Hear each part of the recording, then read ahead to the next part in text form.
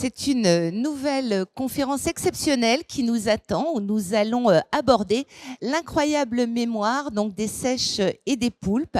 Nous allons donc découvrir que les seiches ont des capacités cognitives impressionnantes ou encore que les poulpes peuvent stocker donc des souvenirs à court et à long terme. Pour évoquer donc ce sujet, nous avons le grand plaisir donc d'accueillir Christelle José Alves. Vous êtes enseignante chercheuse au laboratoire d'éthologie animale et humaine de Caen. Vous êtes également médaille de bronze du CNRS 2022.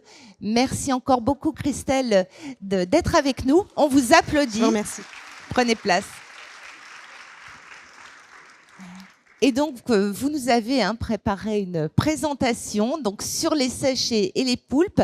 Donc, je vous donne tout de suite la parole et nous aurons bien sûr un temps d'échange pour vos questions puisque vous êtes particulièrement nombreux. Bonjour à tous et à toutes. Je vais vous parler aujourd'hui de l'incroyable mémoire des seiches et des poulpes.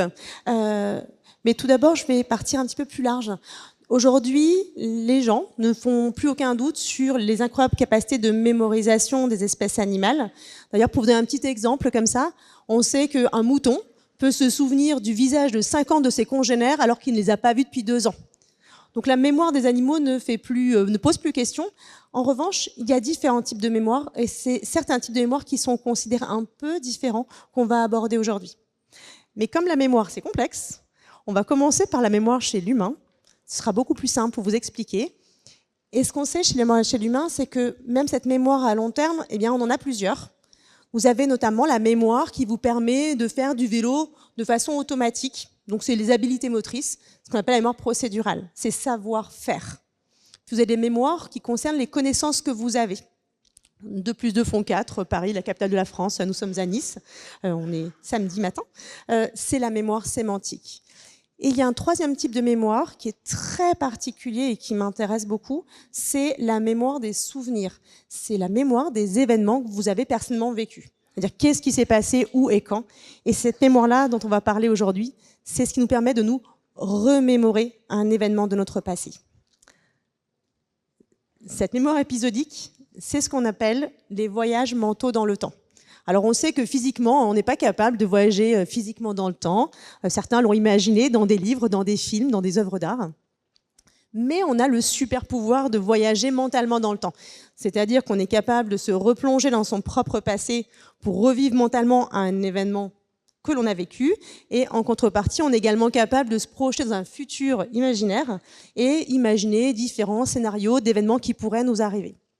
Ces voyages mentaux dans le temps ont été finalement très peu étudiés chez l'animal et ont été mis en évidence chez un nombre réduit d'espèces.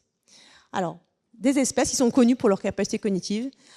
Chez les oiseaux, on a les corvidés. Donc, c'est toute la famille des corbeaux, avec les geais, qui ont un cerveau qui est très grande taille. On a également les grands singes. Alors, ce qu'on appelle les grands singes, tout le monde ne sait pas, c'est les bonobos, les chimpanzés, les gorilles et les orang-outans. On a pu montrer ce type de mémoire-là. Et une espèce très, très étudiée, c'est les rongeurs, le rat en particulier. Mais finalement, les autres espèces, il n'y a pas trop de mise en évidence. Alors, la question c'est pourquoi? Quelle est l'origine de ces capacités complexes? Pourquoi certaines espèces ont ces capacités-là et d'autres ne les ont pas? Et ça, c'est une question que nous, on se pose. Et quand on regarde la littérature, les chercheurs ont essayé de trouver des hypothèses. Parmi celles-ci, une première qui dit que c'est lié à la pression sociale. On vit dans un groupe social complexe. Plus il est complexe, plus on a besoin de manipuler des informations pour optimiser ses chances de survie, ses chances de reproduction. Il y a de la tromperie, il y a de l'imitation et la manipulation d'informations. Puis, il y a d'autres chercheurs qui disent l'importance de l'hypothèse de l'intelligence écologique. C'est parce que certaines espèces sont confrontées à des challenges écologiques quotidiens parce que les ressources alimentaires, elles fluctuent dans le temps et dans l'espace, ça se renouvelle pas. Il n'y en a pas partout, il faut les rechercher. Et ça, ce serait le driver principal. Et c'est compliqué en fait de faire la distinction entre les deux parce que le nombre d'espèces qui avaient été étudiées était assez réduit avant qu'on commence notre travail chez les céphalopodes. Et c'est des espèces qui avaient à la fois des challenges socio-écologiques. Alors est-ce que ils ont ces capacités extraordinaires parce qu'il y a un groupe social complexe, ou est-ce que c'est parce que c'est les challenges écologiques qui ont fait ça? On ne sait pas. C'est difficile de faire la distinction entre les deux. Et c'est pour ça qu'on arrive aux mollusques céphalopodes. Les mollusques céphalopodes ne sont pas des espèces sociales. D'accord? Donc pour vous les présenter, 4 grands groupes. Alors, les plus ancestraux, ce sont les nautiles et les céphalopodes qu'on appelle modernes, qui n'ont pas de coquille externe, mais elle s'est internalisée. Donc, on a les sèches, les calmars et les poulpes. Donc, je réponds à certaines questions qui peuvent arriver. La différence entre calmar et calamar, c'est que le calamar, c'est dans votre assiette. Quand il est vivant, c'est un calmar. La précision est importante, Oui. effectivement. Tout à fait. Poulpe et pieuvre, c'est la même chose. On a tendance à parler poulpe plutôt dans le langage scientifique que pieuvre, qui sera plutôt un terme littéraire. Alors, je m'intéresse plus particulièrement à la sèche et je vais vous expliquer un peu pourquoi. Alors la sèche, il faut imaginer, en tout cas dans la Manche, parce que je suis de Normandie, à l'éclosion, c'est un miniature de l'adulte. On n'a pas de larve, c'est un tout petit individu de 1 cm. Alors on voit là les œufs qui sont présentés sur l'image de gauche, c'est comme une grappe de raisin. Puis au fur et à mesure du développement embryonnaire, ces œufs ils grossissent, deviennent transparents. Et là, on voit les petits embryons au travers de l'œuf. Donc on voit leurs yeux, on voit leur corps sur le dessus. Et puis la poche en pas blanche, c'est l'équivalent du jaune d'œuf des poussins. C'est leur réserve. Ces petites sèches, elles sont confrontées à des challenges qui sont très importants dès l'éclosion parce que les femelles pondent et meurent. C'est-à-dire que les bébés, quand ils éclosent, ils sont livrés à eux-mêmes. Et en fait, ils vont devoir apprendre énormément de choses dès le début de leur vie et même avant l'éclosion parce qu'on sait qu'ils sont capables d'apprendre des odeurs de prédateurs déjà dans l'œuf. Première chose à apprendre, ça va être apprendre à chasser. Je vous ai mis 2 vidéos là. Celle-là et celle-là, si ça passe, voilà. Là, on voit des vidéos de capture de proie. Donc, sur la droite, une éjection de tentacules pour attraper une crevette. Et sur la gauche, vous avez dû voir que la sèche s'est jetée sur le crabe pour l'attraper, le bloquer, le mordre, l'anesthésier avec un neurotoxique et le découper. Ça, elles doivent l'apprendre. Elles doivent apprendre quoi manger, qu'est-ce qui se mange pas. Mémoire sémantique, les connaissances. Et elles doivent savoir aussi comment faire. Comment j'éjecte mes tentacules? Je dois estimer la distance. Est-ce que c'est court? Est-ce que c'est long? Comment est-ce que je manipule le crabe? Alors, autant vous dire que les bébés, des fois, se jettent à l'avant du crabe, se font pincer. Puis, finalement, elles apprennent à détourer le crabe. Donc, il y a plein de choses qu'elles apprennent rapidement. Autre challenge. Je laisse l'image parce que j'ai envie de vous laisser réfléchir un peu. Elles apprennent à se confondre dans leur environnement. C'est extrêmement important. Elles n'ont pas de coquille. Donc, autant ne pas se faire repérer. Et pour ça, elles changent la couleur de leur peau, elles changent le motif de leur peau, elles changent la texture de leur peau qui peut être plus ou moins granuleuse et elles changent leur position. J'espère que vous avez tous repéré la sèche sur cette image-là. Alors, qui l'a repéré? On va faire un petit test. Oh, elle se cache bien, hein, je pense. Elle se cache bien. En fait, on la voit en position centrale, vous la voyez de face et elle lève 4 bras qu'elle l'a positionnée en façon un peu tortueuse pour ressembler aux algues qui sont à côté. Et on voit qu'elle a la couleur, elle a la texture, elle a une position, elle a tout changé pour se confondre dans l'environnement. Et ça, elle l'apprend. Ce n'est pas une connaissance innée. C'est par essai-erreur au cours des premières semaines de vie. Alors tout ça, c'est bien, mais je vous ai parlé surtout de savoir et de savoir-faire. Et nous, on s'intéresse à est-ce qu'elle est capable de se remémorer. Et pourquoi on a commencé chez la sèche? Pour plusieurs raisons. Parce qu'elle est confrontée à un challenge énorme qui est « je dois manger le plus possible pour grossir le plus vite possible, pour avoir le moins en moins de prédateurs, mais tout en m'exposant le minimum de temps ». Imaginez 1 cm à l'éclosion, fin de la vie, 2 ans dans la Manche, ça peut aller jusqu'à 3,5 kg. Ça reste, c'est des très gros individus. Et pourtant, une sèche ne fait rien de sa journée. Sur 24 heures, une sèche ne bouge pas 90% de son temps, voire plus. Vous passez la voir dans l'aquarium, elle est là. Vous repassez 3 heures après, elle est au même endroit. Elle ne bouge pas. Donc ça veut dire qu'elle doit exactement savoir où aller et quand y aller pour optimiser son temps. Sinon, on n'aurait pas une croissance aussi démesurée. Et puis ce qui est rigolo, c'est que les sèches, c'est comme nous, ça a des préférences alimentaires. Par exemple, la plupart des sèches préfèrent manger de la crevette plutôt que du crabe. Et on s'est basé sur toutes ces informations-là pour commencer à réfléchir à cette mémoire des événements, en se demandant si les sèches, étaient capables de se souvenir de ce qu'elles avaient mangé, où et depuis combien de temps, afin d'ajuster son comportement de recherche au temps de renouvellement des proies. Bien sûr, j'aime cette chose-là, mais si je l'ai mangée là, il faut que j'attende un certain temps pour y retourner. En attendant, je vais aller à un autre endroit où est-ce que j'aime moins manger. Et c'était la question qu'on s'est posée. Je vais rendre le protocole le plus simple possible. Alors les sèches, il faut leur poser des questions, il faut leur apprendre à parler, mais on a besoin d'outils. Un des outils qu'on utilise, c'est qu'on leur demande de s'approcher de petites balises.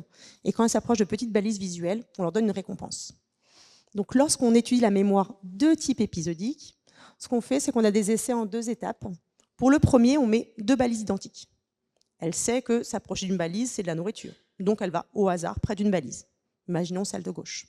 Lorsqu'elle va près de la balise de gauche, on met les proies correspondantes en face. Et elle peut choisir ce qu'elle préfère manger. Et là, on voit que la sèche est détournée pour aller manger la crevette plutôt que le crabe. Et ensuite, on va recommencer, soit après un court délai, soit après un long délai.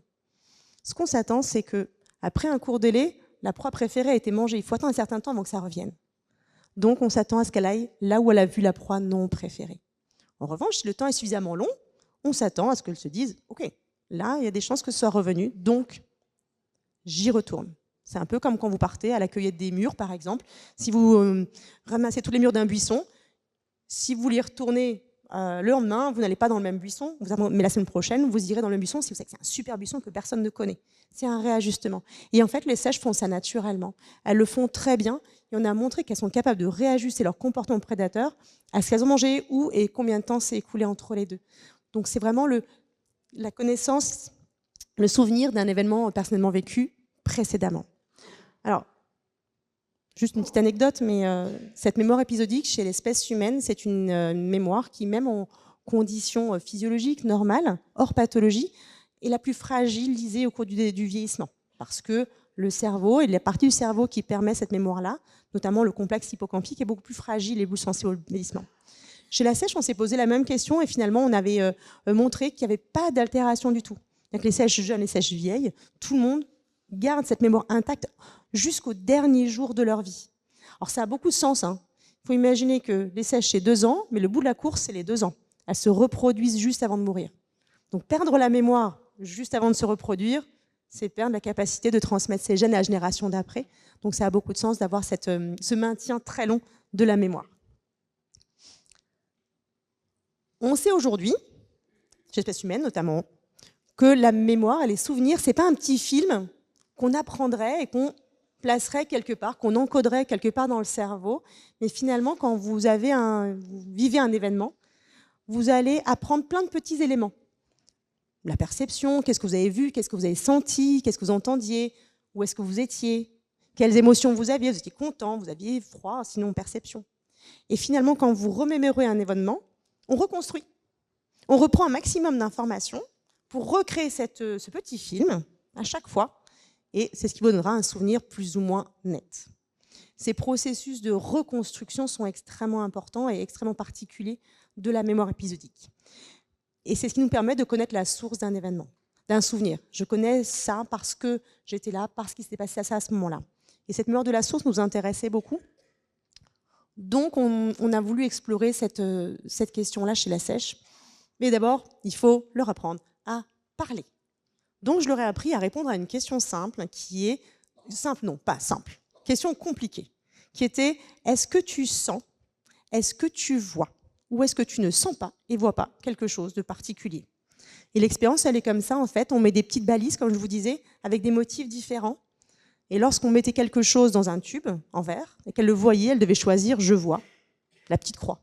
Lorsqu'on mettait une odeur dans l'aquarium, elle devait choisir « Je sens ». Et lorsque le tube était vide et pas d'odeur particulière, elle devait répondre « Je ne sens pas, je ne sens rien, je ne vois rien ». Donc c'était vraiment avoir une thèse de savoir si elle était capable de reconnaître ses propres perceptions. Et pour être sûr qu'elle avait bien compris cette règle-là, puisqu'on l'avait entraînée avec du poisson, de la crevette et du crabe, on a fait un petit test pour vérifier qu'elle avait bien compris la question en prenant quelque chose qu'on n'avait pas utilisé pendant l'apprentissage, donc par exemple une moule, et on voit qu'elle y arrive bien. Donc les sèches sont capables de répondre à cette question simple, est-ce que tu vois, est-ce que tu sens? Maintenant qu'on savait leur parler, on a pu tester la mémoire de la source en faisant cette expérience-là. On met un nouvel item, soit dans le tube, soit juste l'odeur, mais la sèche n'a pas possibilité de choisir quoi que ce soit. Il n'y a pas les petites balises. Elle voit, elle sent, mais on ne lui demande rien. Puis on enlève tout au bout de quelques minutes et on part pendant 3 heures. Et quand on revient, on leur propose voir et sentir. Mais on ne propose pas, je ne vois pas, je ne sens pas.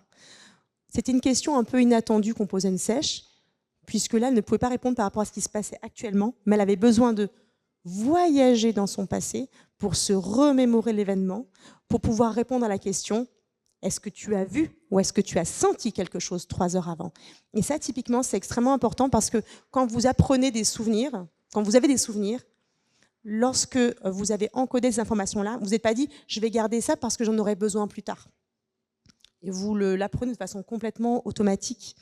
Et finalement, c'est un peu ce qu'on a là. Elle ne savait pas qu'elle allait être interrogée, cette information-là. Elle l'a prise de manière un peu automatique et elle a dû revenir en mémoire pour répondre à la question. Donc ça, c'est ce qu'on appelle la mémoire de la source.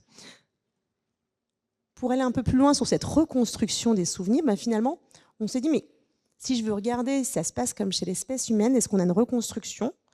Je vais prendre le problème en sens inverse. Chez l'espèce humaine, on a des problèmes de reconstruction des fois. On a des faux souvenirs. Vous avez 2 événements qui se ressemblent beaucoup, et on va vous interroger, vous avez mangé quoi au restaurant avec vos amis la semaine dernière ? Vous allez dire un risotto. Et pas du tout, en fait, vous pas du tout manger un risotto. Il y a une autre fois, vous avez mangé du risotto, mais pas la semaine dernière. Finalement, quand il y a des événements qui se succèdent et qui ont beaucoup de points communs, on finit, quand on reconstruit, on finit par mettre des éléments qui n'avaient rien à faire dans le bon souvenir. D'accord ? Donc, on a voulu créer des faux souvenirs chez la sèche. Premier événement classique, on leur montre 3 petits tubes. Un qui contient de la crevette, l'autre qui est vide, l'autre du crabe, et elles voient des motifs. Elles ne peuvent pas y accéder, il y a une petite barrière physique. Puis, on a quand même vérifié que sans souvenir, ça marchait bien. On a mis un deuxième événement où on mettait le petit pot qui contenait la crevette. On l'a tourné pour pas qu'elles voient ce qu'il y a à l'intérieur. Puis on leur a demandé ensuite, 1 heure plus tard, de choisir entre le tube précédemment vide ou le tube crabe. Alors bien sûr, elles préfèrent la crevette, mais si on leur propose vide par rapport à crabe, elles vont préférer crabe. Petite vidéo pour vous montrer à quoi ça ressemble. Là, en haut, c'était le tube vide. En bas, c'est le tube crabe. On voit la sèche. Elle réfléchit toujours, la sèche. Elle n'y va pas directement comme ça. Et hop, tout doucement, elle va gentiment s'approcher du tube, montrer qu'elle le choisit et revenir en arrière. C'est délicat, une sèche. Pas comme un poulpe.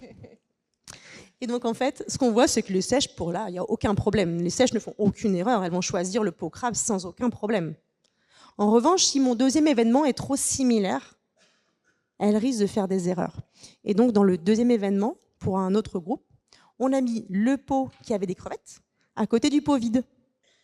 En se disant, mais le fait de l'avoir vu à côté du pot crevettes une deuxième fois, peut-être qu'elles vont se tromper et penser que dans le pot vide aussi, elles ont vu des crevettes.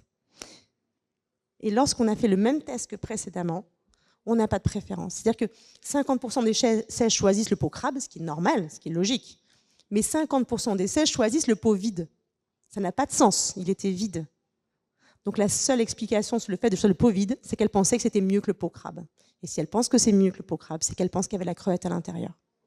Donc on a créé des faux souvenirs comme ça.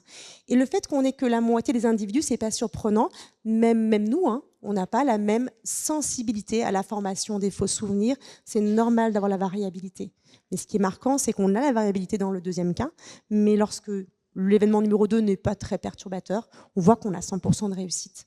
Donc on voit bien qu'on a pu avoir des processus de reconstruction avec une erreur qui a été placée ici. C'est bien les voyages mentaux vers le passé, puis je vous ai parlé du futur aussi. Alors, est-ce qu'une sèche peut se servir de ce qu'elle sait de son passé pour imaginer son futur et avoir la décision la plus appropriée dans le présent? Manip simple, efficace. On leur donne du crabe tous les jours en journée. Le truc, elles aiment moins, on est d'accord. Par contre, les jours pairs, elles ont des crevettes le soir, au dîner, et les jours impairs, elles n'en ont pas. Je vous rappelle qu'elles préfèrent des crevettes. Si elles se gavent de crabe la journée et qu'il y a des crevettes au menu du soir, mais qu'elles n'ont plus faim, la déception, vous imaginez? Donc on s'est demandé si elles allaient réajuster. Et en fait, ce qu'on voit, c'est que lorsque la proie préférée, leur crevette au menu du soir, elles mangent les crabes la journée. Par contre, quand elles savent qu'il y aura de la crevette au menu du soir, elles ne mangent pas, elles attendent. Donc en fait, on a voyage vers le passé, pour savoir quelles étaient les règles de fonctionnement, voyage vers le futur pour imaginer et prendre la meilleure décision dans le présent. Alors, je finis juste très rapidement chez les poules, parce que j'ai essentiellement travaillé chez la sèche, mais on a montré que, en tout cas chez la sèche, on a une mémoire de ce qui s'est passé, ou quand, qu'il y a une reconstruction des souvenirs, qu'elles peuvent s'en servir de manière flexible. Alors c'est beaucoup de choses extrêmement intéressantes pour nous, mais on s'est demandé, mais est-ce que c'est que les sèches qui font ça, ou est-ce que c'est tous les céphalopodes? Parce que finalement, le poulpe, il a un petit peu le même cerveau, il est organisé de la même manière, ils se ressemblent beaucoup, mais leur mode de vie, les pressions de l'environnement qu'ils subissent sont extrêmement différentes. Donc on a voulu faire la même expérience qu'au départ, avec le renouvellement des proies chez les poulpes, avec cette fois-ci des petits pots, pas des balises de petits pots. Les poulpes aiment bien ouvrir les petits pots. Ils aiment bien tout détruire, mais ils aiment bien ouvrir les petits pots, c'est rigolo. Donc on a des petits pots, donc ils explorent les deux petits pots, ils voient celui qui contient la proie préférée. Pour les poulpes, c'est le crabe. Et moins préféré. Puis on teste à 1 heure et 3 heures pour voir s'ils réajustent. Et en fait, ça ne marche pas. Ça ne marche pas. Les poulpes et les expériences qu'on a fait après nous ont montré que les poulpes ne font pas la différence entre 1 heure, entre 2 heures et 3 heures. C'est la même chose. Donc finalement, chacun y va de sa stratégie. Il y a certains individus qui font 1 fois sur 2. Il y en a qui vont toujours là où ils ont vu le nom préféré, parce qu'ils ont compris que des fois préféré, ça ne marchait pas. Il y en a qui vont toujours préférer, même si ça ne marche pas à tous les coups. Donc chacun a sa propre logique, qui n'était pas ma logique. Mais ils ont développé une logique par rapport à leur, a priori, incapacité à encoder le temps de cette manière-là. Ça ne veut pas dire qu'ils ne savent pas apprendre le temps. Puisque apprendre le temps, vous le savez, c'est savoir que tel événement s'est passé le 3 mars, donc une date absolue de calendrier. C'est de savoir que ça s'est passé il y a 1 semaine, donc le temps écoulé depuis. Ou c'est aussi de savoir que ça s'est passé avant quelque chose et après autre chose. Et c'est ce qu'on a regardé en mettant des séries d'images piochées dans un lot de 15 images. On en prenait 4 au hasard. On les mettait en série comme ça, 1 minute chaque image, 1 minute entre chaque image. Puis ensuite, on leur posait la question. Laquelle des 2 images tu as rencontré en premier dans la série? Donc dans ce cas-là, il fallait choisir l'image de droite. Mais si on leur proposait la 3e et la 4e image de la série, il fallait choisir celle de gauche. Et ça, pour les poulpes, c'est quelque chose qui est extrêmement facile à apprendre, extrêmement simple. Ils apprennent très très rapidement. Donc ils prennent le temps aussi, mais pas comme les sèches. Donc finalement, c'est extrêmement intéressant parce que, alors, mémoire épisodique chez les poulpes, je n'en sais rien, parce qu'on n'a pas posé bien la question, mais on voit que l'écologie, les contraintes des espèces va influencer leur manière de percevoir le temps. Et donc là, juste pour finir, la question c'était, quelle est l'origine des voyages mentaux dans le temps?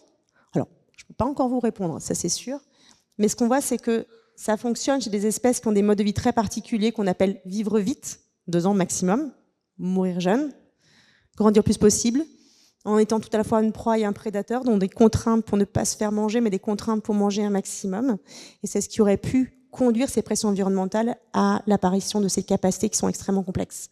Et en fait, notre travail à nous, c'est de comparer vertébrés et céphalopodes ou céphalopodes entre eux pour trouver à la fois les points communs et les différences. On n'est pas en train de classer les espèces pour savoir laquelle est plus intelligente. On n'est pas là-dessus. On est vraiment pour trouver les points communs et les différences. Et les différences m'intéressent autant que les points communs. Ça permet de savoir qu'est-ce qu'il faut au niveau d'un cerveau pour avoir ça, le minimum d'organisation du cerveau pour avoir ces compétences-là, et comprendre qu'est-ce que dans l'environnement a permis l'émergence de ces capacités cognitives. Je vous remercie pour votre attention. C'est nous qui vous remercions.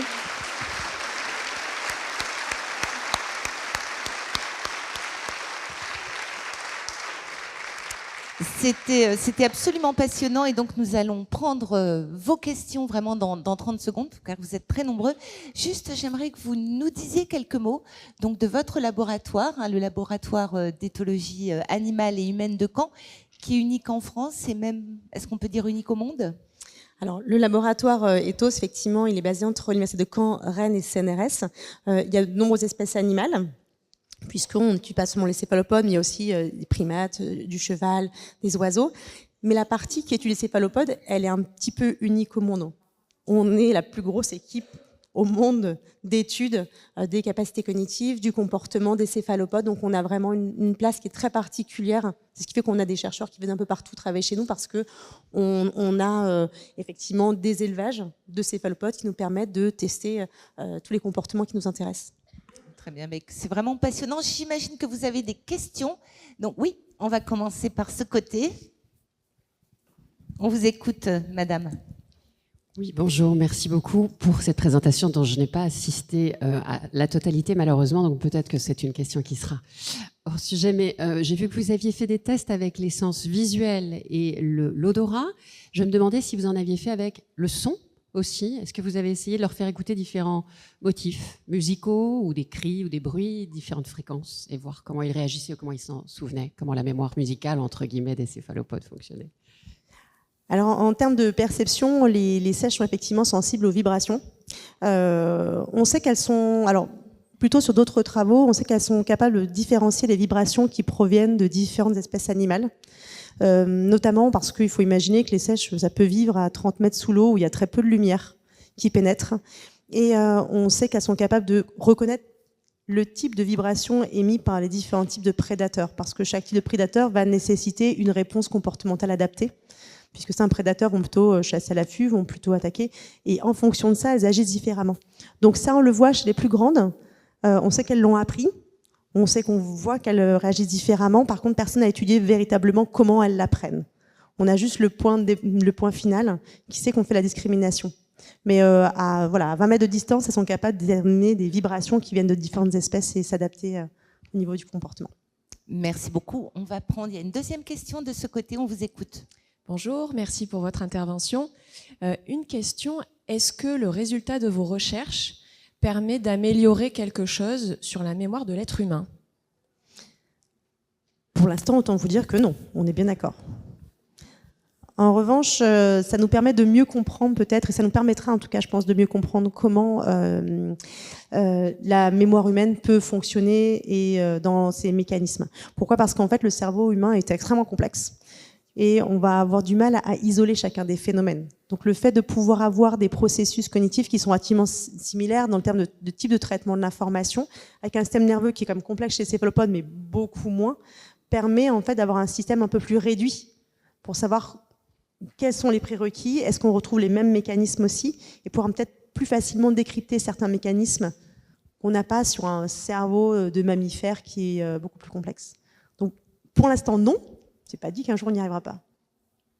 Il y a beaucoup de choses qui sont connues, notamment sur l'électrophysiologie et le fonctionnement des neurones, qui sont connues par l'étude des céphalopodes, et notamment le fameux axone géant de Kalmar. Donc c'est vrai qu'il y a beaucoup de choses, et l'origine des neurosciences, des connaissances de neurosciences viennent des céphalopodes. Merci beaucoup. Alors nous restons de ce côté avec d'autres questions. Bon. Bonjour. Est-ce qu'on étudie les faux souvenirs des humains? Oui, les faux souvenirs des humains sont beaucoup étudiés pour savoir qu'est-ce qui fait que certaines personnes sont plus sensibles ou pas aux faux souvenirs. On sait qu'il y a un effet de l'âge, par exemple. On sait que les enfants vont plus facilement former des faux souvenirs que des adultes. On sait qu'il y a un effet des émotions. Si on est plutôt triste, si on a plutôt peur, on peut former plus ou moins de faux souvenirs. Donc il y a plein de choses différentes qui modifient la formation des faux souvenirs. Il y a des chercheurs qui s'intéressent à ça. Comment est-ce qu'on modifie? Est-ce qu'on est très attentif? Est-ce qu'on est moins attentif? Est-ce qu'on est moins attentif? On forme plus facilement des faux souvenirs ou pas? Parce que je vous ai dit qu'il y a des personnes qui forment des faux souvenirs, on n'est pas tous égaux, mais même une même personne, en fonction des conditions, elle peut être amenée à en former plus facilement que d'autres. Donc ça, c'est beaucoup étudié chez l'humain aussi. Merci. Alors nous allons partir de l'autre côté de l'amphithéâtre. Bonjour. Bonjour, merci beaucoup. Votre exposé était passionnant. Moi, j'ai adoré surtout le dispositif que vous avez mis en place pour dialoguer avec les sèches. Alors ça, trop fort, comme diraient les enfants, trop fort. Par contre, quand vous parlez des notions de temps, oui. En fait, vous avez évalué surtout si les sèches avaient la notion de la durée et la notion de succession. Oui. Alors, vous n'avez peut-être pas fini, excusez-moi. Je ne vous vois pas. Donc une question sur la notion de durée et de succession. En fait, là, on a d'autres expériences sur l'estimation de la durée. Là, on était plutôt sur l'estimation du temps écoulé. Effectivement, une durée, on peut l'estimer a posteriori en disant, ben voilà, il s'était passé tant de temps entre cet événement ou l'autre. Donc ça, c'est un autre type d'expérience. Là, vraiment, c'est le temps écoulé depuis. Ça s'est passé il y a 1 heure, ça s'est passé il y a 1 semaine, ça s'est passé 2 semaines. Donc ça, c'est ce qu'on va en étudier chez la sèche. Chez le poulpe, cette estimation du temps écoulé fonctionne pas. C'est pas forcément étonnant, hein. On sait que chez les chiens non plus, il n'y a pas de distinction entre 1 heure, 2 heures et 3 heures. Donc c'est pas étonnant que les poulpes ne soient pas capables de le faire. Ce n'est pas toutes les espèces. Mais toutes les espèces ont une façon d'encoder et d'apprendre le temps de manière un peu différente. Mais ça a beaucoup de sens parce que il faut imaginer qu'un poulpe qui va manger des moules à un endroit donné, ça ne sert à rien de savoir combien de temps s'est écoulé depuis qu'il a mangé des moules, parce que compte tenu de sa durée de vie qui est de 2 ans maximum, de toute façon, s'il a mangé ces moules-là, il ne va pas en retrouver des bonnes à consommer avant de mourir. Donc finalement, ces délais de renouvellement de proie ne sont pas très utiles. En revanche, il sera beaucoup plus utile pour un poulpe, peut-être, par rapport à sa méthode d'alimentation, d'aller plutôt savoir, je suis allé là, et après je vais aller là-bas, et j'ai vu ça avant ça, et là j'ai vu un prédateur, et peut-être organiser les événements dans le temps. Peut-être que pour lui c'est beaucoup plus utile, mais les délais écoulés, peut-être que c'est pas une contrainte importante. Il pourrait très bien, on n'a pas forcément les capacités cognitives parce qu'on en a besoin, mais peut-être que ça n'a pas été sélectionné au cours de l'évolution, et peut-être que c'est quelque chose qu'ils ne feront pas naturellement. Lorsqu'il y a des expériences qui ont été faites chez les rongeurs, le rat notamment, sur la perception ou l'encodage du temps, on sait que apprendre à des rats à distinguer 1 heure et 3 heures, ça peut prendre plusieurs mois. Par contre, leur apprendre à organiser les événements dans le temps, chez un rat, c'est extrêmement simple et c'est fait dans la journée. Il comprend très vite, ah oui d'accord, il faut donner l'ordre, ça je sais que c'est avant ça, et ça il le fera très très bien. Donc on se rend compte que nous, espèces humaines, on a plein de façons différentes d'appréhender et de comprendre le temps. Et en fonction des espèces, eh bien, il y a certaines façons d'encoder et de percevoir le temps qui leur sont peut-être plus utiles et qui ont beaucoup plus de sens que d'autres façons d'encoder le temps. Merci beaucoup. Alors nous allons prendre une question face à nous. On vous écoute. Bonjour monsieur. Oui, bonjour. Je voulais savoir si vous aviez noté des différences dans les capacités de mémorisation, de mémoire épisodique chez les individus d'une même des poulpes, en dessèche, quoi. Et est-ce que vous avez identifié des éléments perturbateurs dans leur acquisition de cette mémoire épisodique? Alors, étonnamment, pour la mémoire épisodique, on s'est posé plusieurs questions. On s'est posé la question de l'âge. Donc, on avait fait un suivi un peu longitudinal avec des jeunes, des subadultes et des sèches très vieillissantes. On n'a pas forcément d'effet de l'âge. On n'a pas forcément un effet mâle-femelle qu'on a regardé également. Donc, il y a finalement assez peu de diversité sur les protocoles qu'on a utilisés. C'est assez homogène, ce qui est assez surprenant parce que quand on s'intéresse à d'autres types de comportements, on voit qu'il y a beaucoup plus de variabilité interindividuelle. Chez les poulpes, tout est très variable. En fait, on a chez les sèches, on a quelque chose qui va être assez homogène entre les individus. Pour les poulpes, c'est extrêmement variable face à une tâche qu'ils ne comprennent pas. Par exemple, chacun va développer ses propres stratégies. On n'a pas une stratégie qui sert à tout le monde. Sur la perturbation de la mémoire, on s'intéresse aux perturbations environnementales et notamment on s'intéresse aussi aux notions de pollution de l'environnement. Et en fait, on se rend compte sur les premières études qu'on a pu mener sur certains polluants qu'on va retrouver dans la mer, qu'on a des impacts sur la mémoire. On va avoir des impacts sur l'alimentation. On a aussi vu qu'il y avait un impact du type d'alimentation. Alors ça, c'est quelque chose qu'on n'imaginait pas forcément, mais lorsqu'on élève des animaux, les sèches, c'est compliqué parce qu'elles aiment ce qui est vivant et ce qui bouge. Donc il nous faut collecter, on a donc un animalier qui va tous les jours collecter des proies en mer pour nourrir nos animaux. Et il y a des expériences qui ont été faites avec des proies congelées, on les entraînait à les manger, et en fait on se rend compte que le fait de les nourrir avec des crevettes qui ont été congelées au préalable ou pas, on a des déficits de mnésie qui sont énormes, de mémoire, chez les animaux qui sont nourris 100% à la nourriture congelée. Parce que ça change la structure des lipides en fait, de la crevette, qui sont indispensables lors de la formation du cerveau chez les jeunes sèches. Donc on a un impact de l'alimentation, ça c'est sûr, on a un impact de la pollution environnementale, ça c'est sûr, mais entre les individus, même avec des personnalités extrêmement différentes, cette mémoire épisodique finalement elle est assez similaire. Merci beaucoup. Alors nous arrivons déjà malheureusement au terme de cette conférence. Peut-être sous forme de conclusion, lorsque l'on vous écoute, on a l'impression que vous avez presque une affection pour les sèches, peut-être davantage d'ailleurs que pour les poulpes, mais sans doute dû au fait que vous les avez moins étudiées. Qu'est-ce qui vous fascine chez les céphalopodes? Alors, je vais revenir à mon enfance parce que Initialement, j'ai été baignée avec l'histoire de Jules Verne et les céphalopodes, je trouvais ça extraordinaire. Et puis on m'a dit que je pouvais m'en faire mon métier. J'ai trouvé ça encore plus extraordinaire d'être payée à faire un truc qui m'amusait énormément. Sauf que je voulais travailler sur les poulpes, en fait, initialement. Et il n'y avait pas de laboratoire qui travaillait sur le poulpe en France. Et donc, je suis arrivée sur un laboratoire en Normandie, travaillant sur la sèche animale que je connaissais pas du tout. Et finalement, je m'y suis beaucoup plus attachée qu'aux poulpes. Sèche et poulpes sont très différents. La sèche, c'est la très bonne élève de la classe qui ne bouge pas, qui ne fait rien. Par contre, quand elle répond, bon, c'est nickel, pas de problème. Le poulpe, c'est l'enfant qu'on aime bien. Il est rigolo, il est marrant, mais il touche à tout, il détruit tout. Il se trompe, mais c'est pas grave. Même quand il sait, il fait exprès de se tromper. Donc, c'est des animaux qui sont extrêmement différents en termes d'interaction. Mais dans tous les cas, ce qu'il y a, c'est l'interactivité.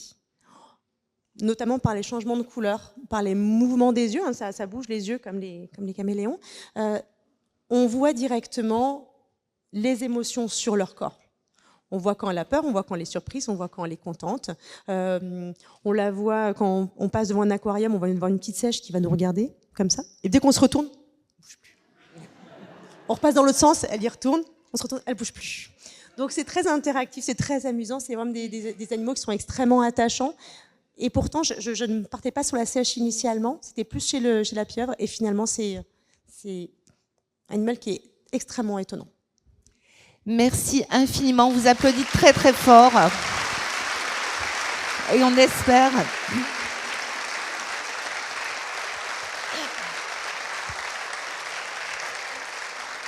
Et on espère que vous viendrez nous reparler des sèches et des poulpes parce que c'était passionnant.